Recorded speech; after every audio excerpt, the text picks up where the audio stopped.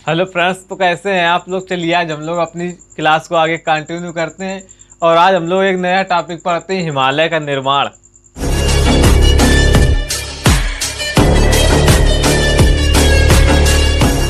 तो चलिए हम लोग देखते हैं हिमालय का उत्पत्ति कैसे हुई। चलिए देखते हैं, हम लोग शुरू करते हैं अपना।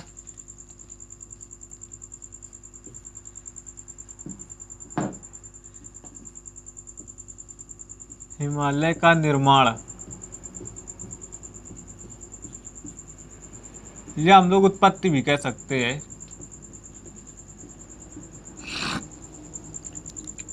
हिमालय की उत्पत्ति, हिमालय की उत्पत्ति 7 करोड़ वर्ष पूर्व हुई थी।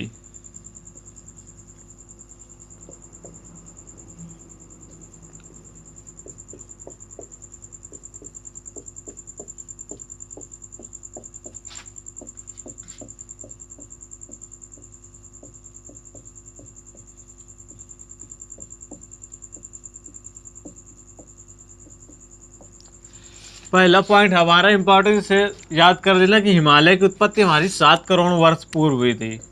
और हिमालय की उत्पत्ति के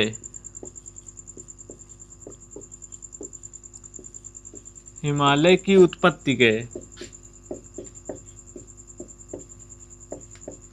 दो सिद्धांत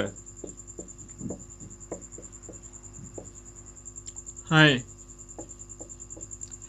हिमालय की उत्पत्ति के दो सिद्धांत हैं। नंबर 1 हमारा आता है भूसन्नत सिद्धांत।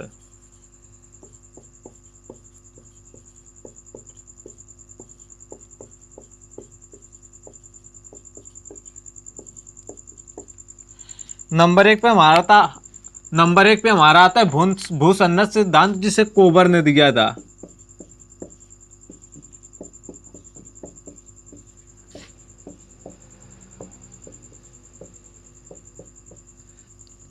और भूसन्नत को हुई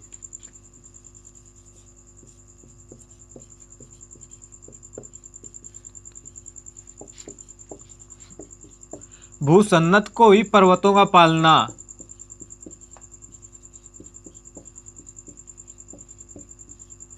पर्वतों का पालना कहा जाता है।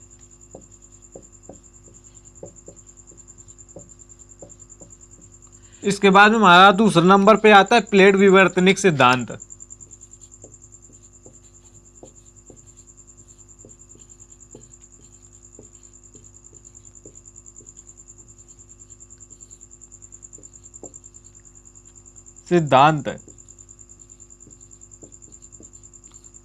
जिसे हैरी एस ने दिया था।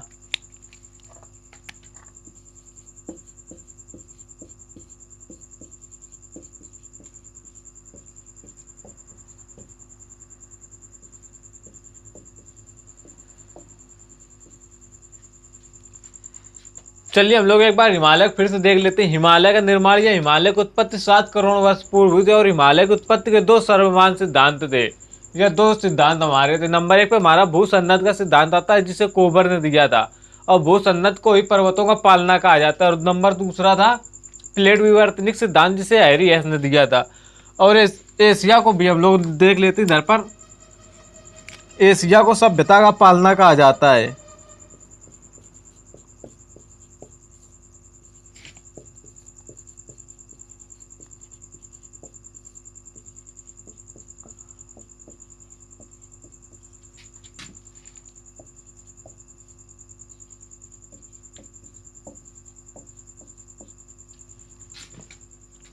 तो इतने हमारे हो गए इंपॉर्टेंट पॉइंट। हिमालय का निर्माण या उत्पत्ति, हिमालय की उत्पत्ति 7 करोड़ वर्ष पूर्व हुई थी। हिमालय की उत्पत्ति के दो सिद्धांत हैं।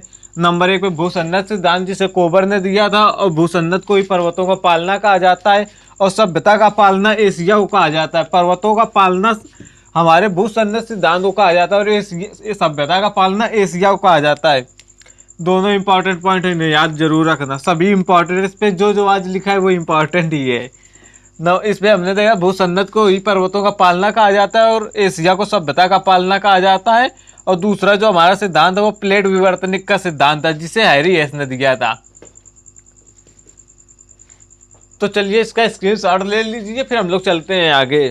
तो चलिए हम लोग देखते हैं आगे। टेथिस सागर नाम सुना होगा आप लोगों ने। टेथिस सागर को हिमालय का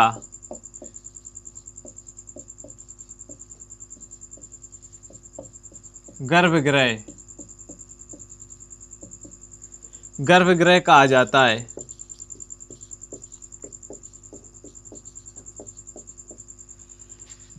क्यों कहा जाता है? क्योंकि ऐसा कहा जाता है कि जहाँ पर आज हमारा हिमालय था, यहाँ पर कभी टेथिस नाम का एक समुद्र हुआ करता था। और जब हमारा पैंजिया दो भागों में टूटा था, तो इससे एक से बना था अंगारा लैंड और एक से बना था गोंडवाना लैंड। हमारा पैंजिया जो था वो दो हिस्सों में टूट गया था, जिससे अंगारा लैंड और गोंडवाना लैंड का निर्माण हुआ था। और बीच में जो जगह बच गई थी वहां पर टेथिस सागर बन गया था। टेथिस जल संधि बीच में हो गई थी और उसी जल संधि पर आज हमारा हिमालय है। जल संधि थी मतलब हिमालय उसी जगह पर है। इसका अगला पॉइंट हम लोग देखते हैं।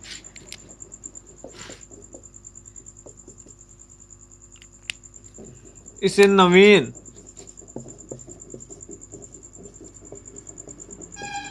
वलित और मोड़दार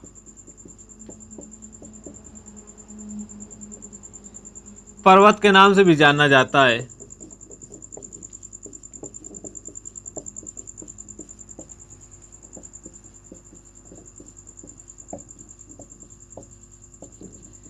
अगला ये हमारा पॉइंट था। हिमालय को, टेथिस सागर को हिमालय का गर्भगृह भी कहा जाता है और इसे नवीन वलित और मोड़दार पर्वत के नाम से भी जाना जाता है, क्योंकि ये नया है और इस पे मोड़ भी पड़े हैं, वलित भी है क्योंकि ये फोल्ड है इसमें, इस वजह से। चलिए इसका स्क्रीनशॉट ले लीजिए, फिर हम लोग देखते हैं आगे। तो चलिए हम लोग देखते हैं आगे, हिमालय का विभाजन कर लेते हैं। हिमालय का विभाजन।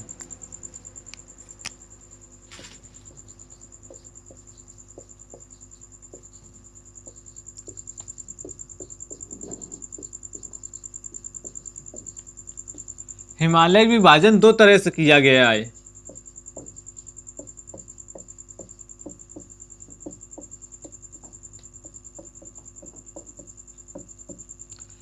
नंबर 1 है हमारा ऊंचाई के आधार पर,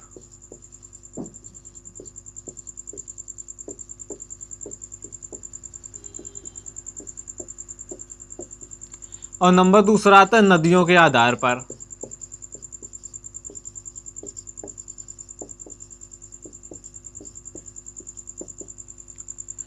हमारे हिमालय का विभाजन दो तरह से किया गया है। नंबर 1 है हमारा ऊंचाई के आधार पर और नंबर दूसरा है हमारा नदियों के आधार पर। तो चलिए इसका स्क्रीनशॉट ले लीजिए, फिर हम लोग चलते हैं आगे। हिमालय की ऊंचाई के आधार पर आज हम लोग इन दोनों का विभाजन कर देते हैं।